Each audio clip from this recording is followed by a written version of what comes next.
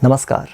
राष्ट्रकवि रामधारी सिंह दिनकर की एक बड़ी प्रसिद्ध कविता है, जो अगणित लघुदीप हमारे तूफानों में एक किनारे, जल जल कर बुझ गए किसी दिन, मांगा नहीं स्नेह मुँह खोल, कलम आज उनकी जय बोल। पुण्यतिथि पर प्रणाम करने के लिए मैं आज एक ऐसे नायक की कहानी लेकर उपस्थित हुआ हूं, जिसने ब्रिटिश हुकूमत के तूफान के आगे स्वयं को एक ऐसे दीप की तरह प्रस्तुत किया, जिसने न सिर्फ उनकी उपस्थिति को रेखांकित किया, बल्कि इस देश के लाखों लाख नौजवानों के भीतर देशभक्ति का एक अपूर्व प्रकाश भर दिया। मां भारती की बेड़ियों को काटने के लिए संकल्पित इस नौजवान को इतनी लोकमान्यता मिली कि लोगों ने उनका नाम ही लोकमान्य रख दिया। स्वतंत्रता संग्राम की शुरुआत उन्होंने पत्रकारिता के माध्यम से की। केसरी और मराठा दो पत्र निकालने शुरू किए।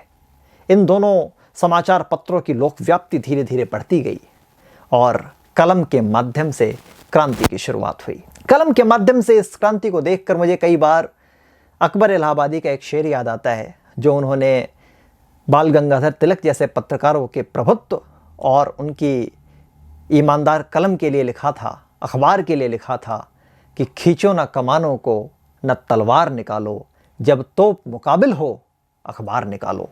तो एक तरफ ब्रिटिश सत्ता की तोप थी और दूसरी तरफ तिलक के अखबार। दोनों के बीच संघर्ष चलता रहा। धीरे धीरे तिलक गरम दल के एक बड़े चेहरे के रूप में उभरे। इस दौरान उन्होंने शिक्षा के क्षेत्र में भी बड़े क्रांतिकारी काम किए। डेक्कन सोसाइटी की स्थापना में बड़ी महत्वपूर्ण भूमिका निभाई, फर्गुसन कॉलेज की स्थापना में बड़ी महत्वपूर्ण भूमिका निभाई और साथ ही साथ गरम दल के एक लोकप्रिय नेता के रूप में उनकी लोकव्याप्ति धीरे धीरे फैलती गई।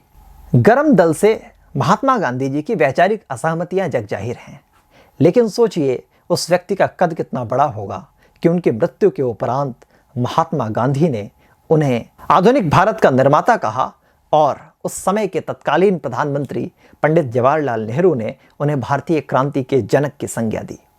केसरी में उनके लोकप्रिय आलेखों को पढ़कर लोगों के भीतर क्रांति चेतना का संचार होने लगा। ब्रिटिश हुकूमत के लिए ये बात बड़ी मुश्किल पैदा करने लगी और इसके कारण ब्रिटिश सरकार ने उन पर देशद्रोह का मुकदमा चलाया।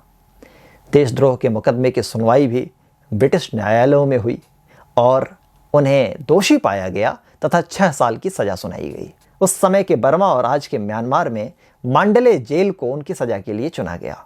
मैं बहुधा सोचता हूं कि विशिष्ट लोगों की प्रतिभा पता नहीं सामान्य लोगों से बहुत विशिष्ट होती है या नहीं होती, लेकिन उनकी जीवन दृष्टि सामान्य लोगों से बहुत विशिष्ट होती है। बाल गंगाधर तिलक की विशिष्ट जीवन दृष्टि ने इस आपदा को एक अवसर में बदल दिया। जेल का अभिशाप उनके लिए वरदान सिद्ध हुआ। जेल के एकांत में उनके अध्ययन, गीता का पाठ और स्वयं से संवाद, इन सब की युति से जो मंथन हुआ, उससे जो नवनीत निकला, उसे दुनिया ने गीता रहस्य के नाम से स्वीकार किया। गीता रहस्य आज गीता के दार्शनिक व्याख्याओं की पुस्तकों में अग्रगण्य है। मैंने कहीं एक कविता की पंक्ति पढ़ी थी कि मांडले जेल से जब निकली गीता रहस्य अमृत धारा। मैंने ये कविता बहुत ढूंढी, इंटरनेट पर ढूंढी, मित्रों से पूछा, लेकिन मुझे पूरी कविता नहीं मिली। मैंने अपनी जो यत्किंचित कविकर्म है, जो यत्किंचित कविताई मुझे आती है, इसके माध्यम से, चूंकि पंक्ति अधूरी मुझे खटक रही थी, तो मैंने इसे पूरी करने का प्रयास किया कि जिसकी धमनी में बहती हो संकल्पों की अंतर्धारा। मुझे पता है कि विज्ञान के लोग ये मानते हैं कि हमारी धमनियों में, हमारे वेन्स में रक्त बहता है, लेकिन मैं साहित्य का विद्यार्थी हूँ। साहित्य के संस्कार ये बताते हैं कि सफल लोगों में, ऐसे लोगों में जिन्होंने अपने होने की आहट को इतिहास में जबरदस्त तरीके से रेखांकित किया है, उनकी शिराओं में, उनकी धमनियों में संकल्पों की अजस्र धारा बहती है। तो जिसकी धमनी में बहती हो संकल्पों की अंतर्धारा, कम से किंचित ना मानेगा, लेगा वह सारे का सारा।